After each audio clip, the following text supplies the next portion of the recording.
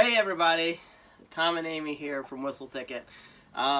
We are doing a fun and special video, special to us, and that is sharing the birth story of our son Corbin. Isn't he cute? He's over 2 months old now. He's, I guess, almost 9 months old. Or 9 weeks old. Tomorrow. 9 weeks old tomorrow. About to get his first vaccination tomorrow. And we've just been having a blast with him.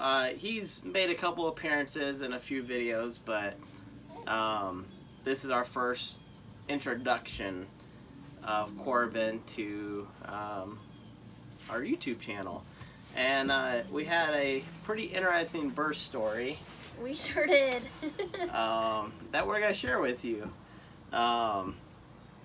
So the plan was he was going to be born in a birth center over an hour away, which sounds pretty crazy, but where we live, we don't live near any hospitals. Yeah, any hospitals. The closest one is 45 minutes away. Yeah, so in the mountains of North Carolina, there's not a lot of hospitals where you can give birth.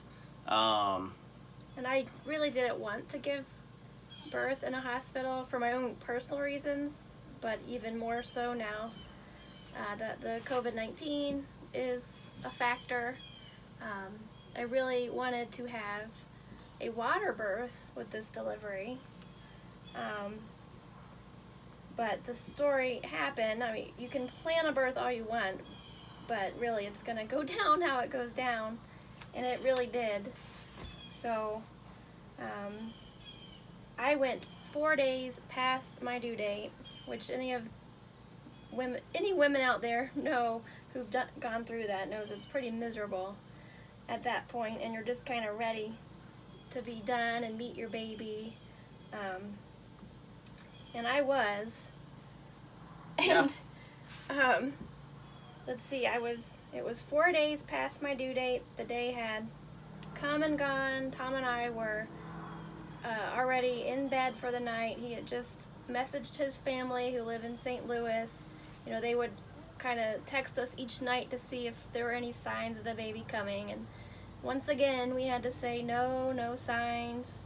We're going to bed. We're going to sleep. Yeah, it felt kind of like Groundhog Day. It did. We got up every day, and you're kind of on edge because you have the idea it could happen at any moment, and the whole day would pass and nothing would happen, and I just thought it was going to go on forever.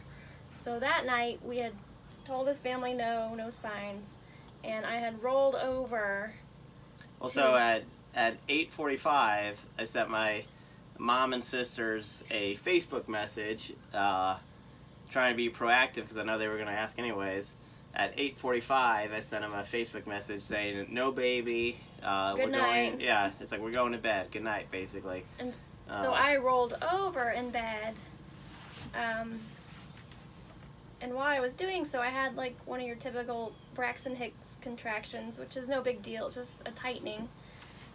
But right when I was in the mid-air from rolling, I had one, and then it caused me to kind of like body slam myself over on the other side, and when I did, I felt something inside me like shift, and by the time I had landed on my belly on the other side facing Tom, I had my first contraction, and I knew it was real because it was already pretty intense.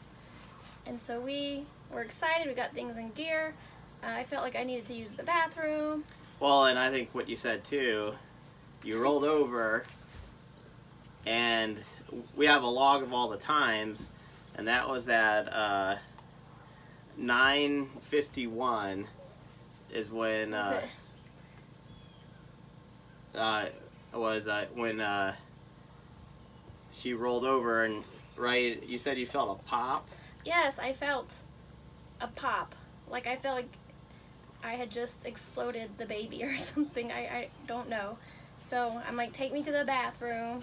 And when he did, on the way, my water broke. Like the movie style water breaking. At 9:55. At 9:55, I guess. and we knew it was on At night. then.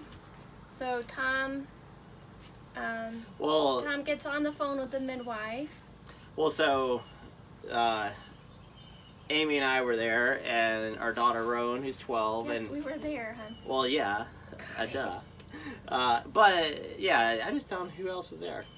So Rowan was there, and then Amy's mom was there. We call her Yaya, and she had been there for about 10 days, just helping us and waiting. All right, this is in the middle of the pandemic, which is still going on. So we had also done 18 hours of, I guess, labor classes, right? Is that what you would call them? Childbirth class. Of childbirth classes for 6 weeks straight. They were 3 hours each on a Tuesday. The first 4 were face-to-face, and the last 2, because of COVID, were on Zoom. They're virtual. Yeah, virtual. So we had all of these classes All about this training, and trying to turn Tom into my labor support partner. yeah. So we had all these classes about the bouncy ball, like an exercise ball to do Yoga exercise. ball. Yeah, yoga ball. Like how to get through the early stage of labor, which is supposed to take about 10 hours on average, before you get into active labor, and then transition labor, which is the most intense, painful stage of labor. That happens right before you start pushing. So yeah, we had all that training under our belt. So anyways, back to the story. My water broke.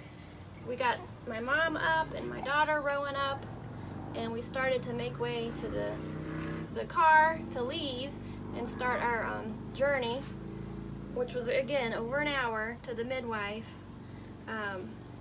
Well, and like we had most of the stuff It was packed. It was packed ready to in go. the van, but we had a couple things we had to put in there. Like we had made like A frozen pasta. And all this frozen stuff. ziti that took an hour to defrost and make and stuff. So we had a couple things we had to put in, and then I called the midwife. Right? They spent probably a good 10 minutes loading the car. And, Yeah.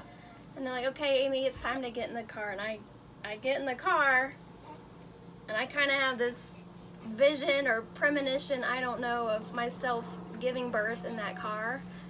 And I was out of there in a flash. There was no way I was going to lock myself in and trap myself in that car at that moment. I just knew there was not going to be time. I think right now it's like 10:05 or something, something like that. I felt a lot of pressure, so I told Tom, I mean, at this point, my whole family's they must have thought I lost my mind, because they're all trying to get me into the car, and I'm like, nope, not happening, we're staying home. And again, I'm trying to use all that training. Yeah, Tom's trying. I think Amy was only in the van for less than a minute, and she got out, and I swear she howled at the moon is what I told her. I did. And probably in hindsight, like, I was already in transitional labor. I skipped early labor, which Tom had all of his training in. I skipped the active labor. I went right in to transition. So my family wouldn't leave me alone. They're trying to corral me into that van, and I'm like, well, I gotta poop. Because who's going to deny you that? I won't. I can relate to that. I mean, so if you gotta go, you gotta go. I went to the bathroom, and I spoke to the only reasonable human being in our house at that moment, which was my 12-year-old daughter, Rowan. I'm like, Rowan, the baby's coming. I need your help. Because no one else was listening. They're just so focused on getting to the birth center to get to the midwife. At like this point, I still think she's just using the bathroom, and then Tom's we're gonna hit oblivious. the road. He's oblivious. He's out there on the phone. Yeah. Just Mr. Casual. Well, Rowan, I'm talking to the midwife. I'm not like talking to a buddy. okay. I'm calling the midwife, talking to the midwife. I'm not. In the meantime, I had my daughter, who was, she was right there with me, and She was awesome. She filled up the bathtub for me, and I got in, and by the time Tom knew what was happening, I was already waist deep in her bathtub, ready to have our So baby. I'm talking to the midwife, and according to Amy, it seemed like I was on the phone with the midwife. I gave up. I'm like, Rowan, you're my new labor support person. For a long time. And then later, when we looked at the phone data, I was only talking to the midwife for 3 minutes. It was forever. 3 minutes I was talking to her. I'd given up on you. And then when I came in the bathroom again, and I thought, you know, maybe we were still going to the midwife center, the birthing center, and Tom asked me. You got off the phone with the midwife, and she had questions for you, and you had to get an answer from me. Okay. And the question was, you can either travel the over an hour distance to the birth center, or you can call an ambulance, or you can go the 45 minutes to the nearest hospital, or she could come to our house, but it would be a while before she could get there. And so Tom asked, I think you said, do you want to leave? Do you want to go to the birth center? Yeah. And I... No. He still didn't get it. Like, I was like, okay, I guess... So he calls the midwife back. Again, for the second time. Tells her the decision, then to go casually put his little swim trunks on so he can join me in the tub. And again, we have this training, and like, you know, we were told that a quick birth might be 5 hours, and again... He's getting ready. He's still in his head thinking it's going to be hours away. Yeah. I could not get him to understand, even with all the crazy sounds I was making. I'm thinking that the midwife is going to be here before the baby comes and all of this. He gets in the tub, and I'm just about ready to push. Like, it's coming. Isn't it a tiny tub? This is what he asks me. What do you ask me? Are you in labor? Hey, I didn't know.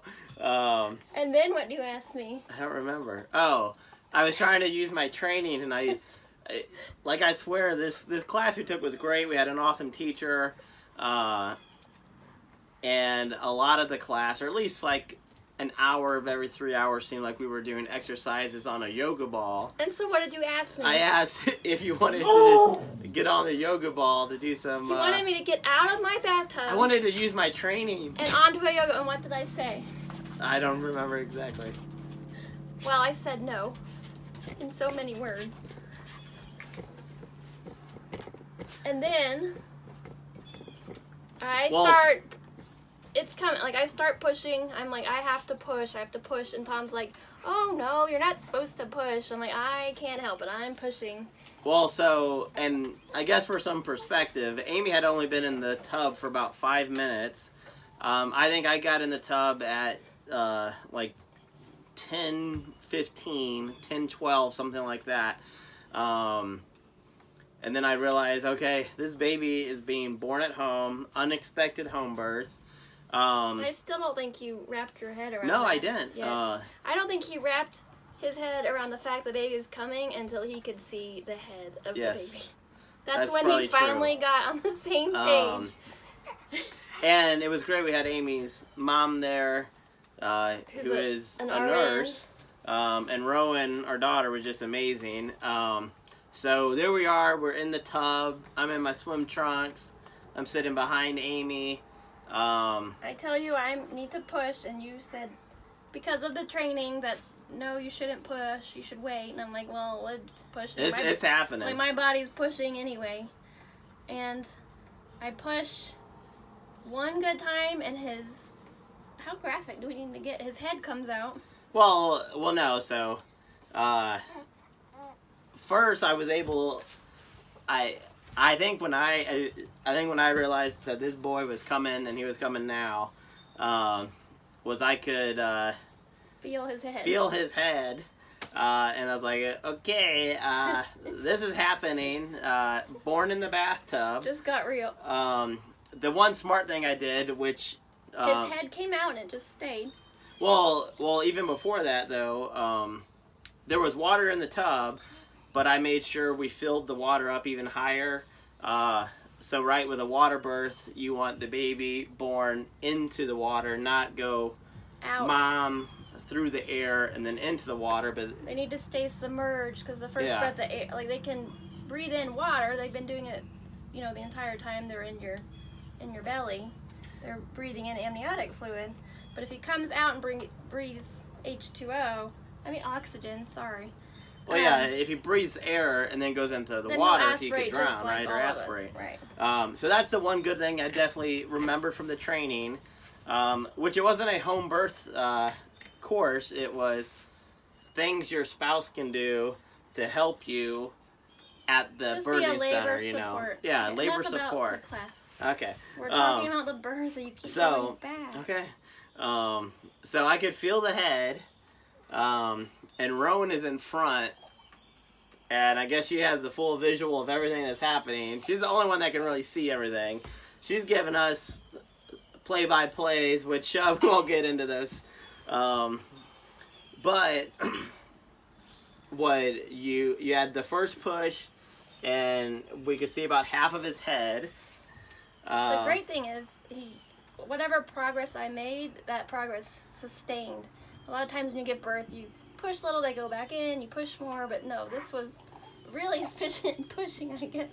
Yeah. Then the way I remember it is I got his whole head out, and there was a long space of time, and that's when you filled the tub. And then the next push, his shoulders came out, and then he just kind of torpedoed out of Like it. a firecracker. I'm like an surprised- Appalachian firecracker. He I'm came out. surprised he didn't hit his head on the end of the tub, but he didn't. And we both pulled him out of the water, and there he was, little Corbin Bragg. And for me to see just his head, we were like already in love with the boy. And then he came out like a Just the Appalachian top here. firecracker. But we weren't done yet.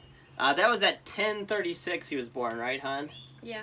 7 pounds. So the whole from first contraction to fully being born was 51 minutes. Yeah, I mean, it was And crazy. I'm really glad I listened to my body and did not get in that van, because this child would have been born in the car or on the side of the road, probably the next county over. And the van was a rental, so that wouldn't have been good. We don't even allow dogs in those things.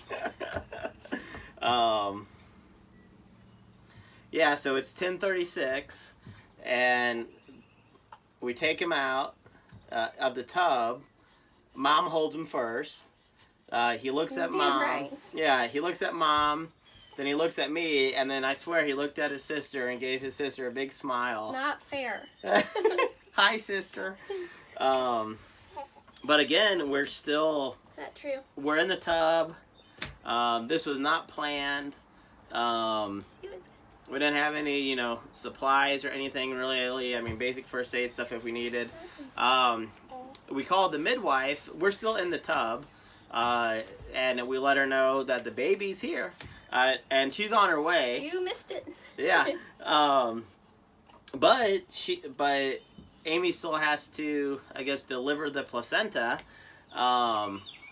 which in all of our like books we read They never or she talk read. about that. They never tell you what to do. But you're still having painful contractions delivering this thing. The problem was Oh yeah. Mr. Tom starts complaining about how uncomfortable he is sitting in the bathtub, that his foot is going to sleep. Very painful. Very. He was painful. in so much pain.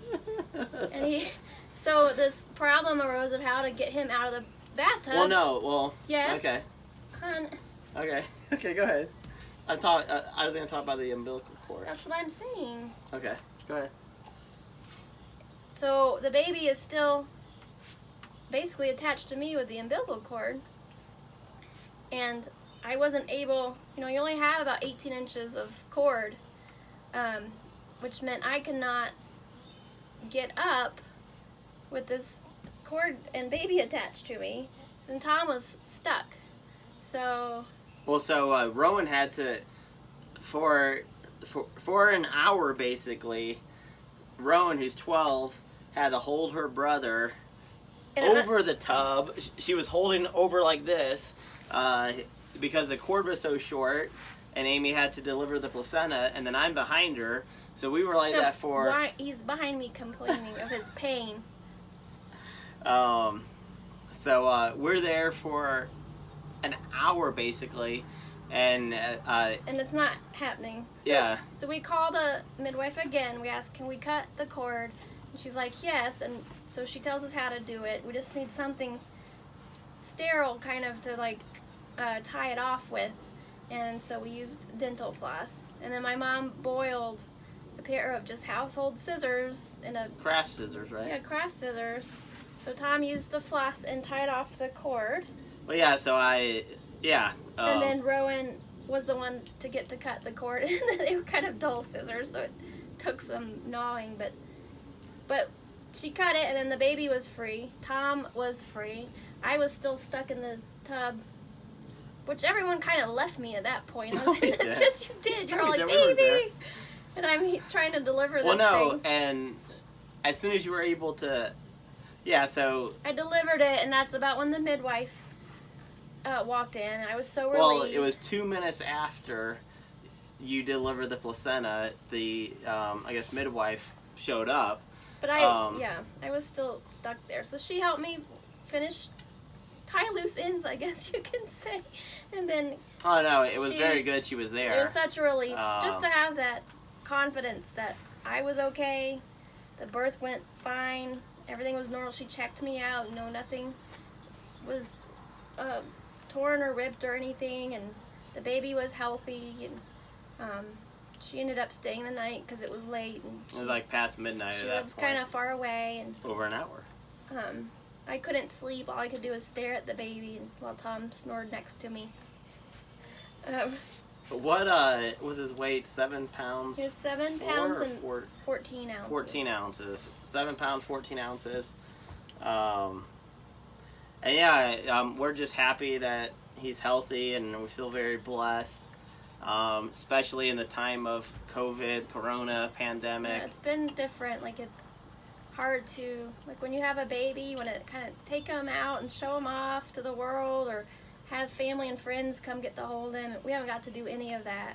Yeah. So this video is definitely special for us. Even things you wouldn't think about, like getting his birth certificate, was a strange experience because they weren't letting people into our small little courthouse in town. So I had to call. I needed the birth certificate for one reason or other, but insurance. We had to get it. Oh, we had to get his insurance on our insurance. Anyway, I have to go to the courthouse, stand outside the window. The registrar of deeds is in the second story, so I had to call when I got there, and they literally opened the window and hoisted down a basket to me on the ground level outside, and I put his paperwork in the basket, and they pulled it back up with a string. Yeah, it was just and a it took a basket. few minutes, and then they sent it back down, and there was his birth certificate with a bottle of hand sanitizer. So it's just things like that that are a little bit different about having a baby during a pandemic, and then just kind of the paranoia of him getting sick and not really taking him anywhere. But we had a home birth and a home baby. Oh, he's hungry. I'm hungry, but let's do this. Yeah, like I said, we're just blessed, and we're just happy that he's a happy boy. I guess it's feeding time, so yeah. so we hope you enjoyed this video. An unexpected home birth. He's happy. He's healthy. Say hi. He's 2 months old. I think he's almost 13 pounds. He's getting a checkup tomorrow, and we'll keep you posted. Yeah, we love him. Thanks Hi. for watching.